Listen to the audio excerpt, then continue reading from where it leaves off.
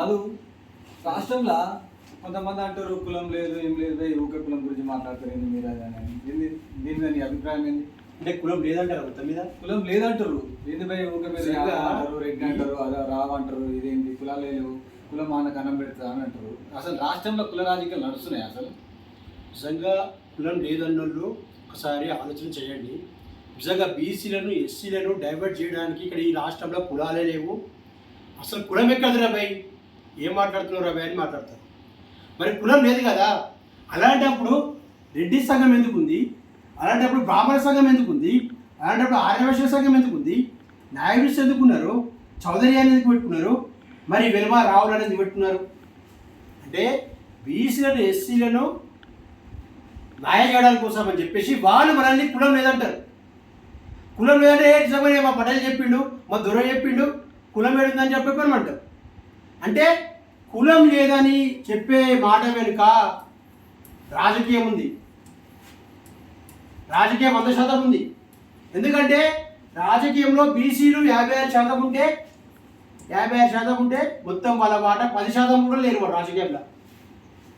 మరి రెడ్డి 5% ఉంటే రావులు అందరు కలిపి పోసి 5% ఉంటే వాళ్ళే 60% రాజకీయాలు ఉన్నారు. ఎమ్మెల్యేలు వాళ్ళే ఉన్నారు, ఎంపీలు వాళ్ళే ఉన్నారు, చైర్మన్ వాళ్ళు వాళ్ళే ఉన్నారు, ఐఏఎస్ ఐపీఎస్ వాళ్ళే ఉన్నారు. అంటే ఇక్కడ కులం లేదు అంటారు.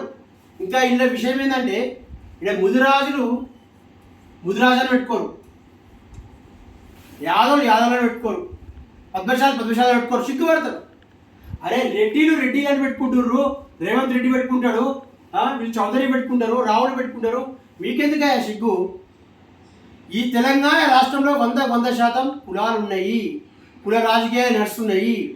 కుల రాజకీయాలు నడుస్తున్నప్పుడు ముళ్ళుని ముళ్ళుతోనే తీయాలి. అంటే కులము లేదన్నోడు కాబట్టి కులంతో రాజకీయంలో మీ వాటా మీరు సంపాదించుకోవాలి. ఈ రాష్ట్రంలో మీ వాటా ఎంత ఉందో రాజకీయంగా కూడా మీరు అంత ఉండాలి. అయితే ఆధిపత్య వర్గాలు కులం లేదంటుర్రు.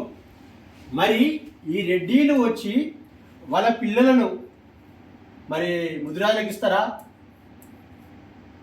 మరి యాదవులకు ఇస్తారా, మరి ఎస్సీలకు ఇస్తారా? అంటే సంబంధాలు చేసుకోవడానికి మాత్రం వాళ్ళకి రెడ్డిలే కావాలి, అంటే రావులకు రావులే కావాలి, బ్రాహ్మణులకు బ్రాహ్మణులే కావాలి. మళ్ళీ వీళ్ళు ఏం చెప్తారు బయటికి, కులం లేదు. కులం ఎక్కడరా నాయన, ఏం మాట్లాడుతుర్రా, ఏ కాలం ఉన్నారా అని చెప్తారు.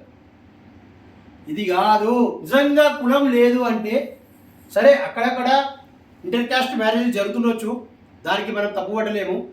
మరి వీళ్ళు ఎప్పుడైతే నిజంగా ఇతర కులాలకు, బీసీ కులాలకు, ఎస్సీ కులాలకు వాళ్ళ ఇంటి నుంచి పిల్లలు కానీ సంబంధాలు కలుపుకుంటారో అప్పుడు కులం లేదని చెప్పండి. కులం లేదంటే ఫస్ట్ అది అడగండి మీరు. 100% వాళ్ళు అంగీకరించరు. ఈ విషయాన్ని ప్రజలు గమనించాలి, ముఖ్యంగా బీసీలు ఎస్సీ ఎస్టీలు గమనించాలి. ఖచ్చితంగా ఈ విషయం వెనుక రాజకీయ కుట్ర ఉంది, ఈ కుట్రను మీరు ఛేదించాలి. కులం లేదన్నోళ్లకు ఈ క్వశ్చన్ చేయండి. అరే ఫస్ట్ మాకు బియ్యం ఇచ్చుకోరా నాయన అని చెప్పండి. ఈ కులం లేదనే దానికి మతలా మీరు తెలుసుకోవాలనే ఉద్దేశంతో ఈ వీడియో చేయడం జరుగుతుంది.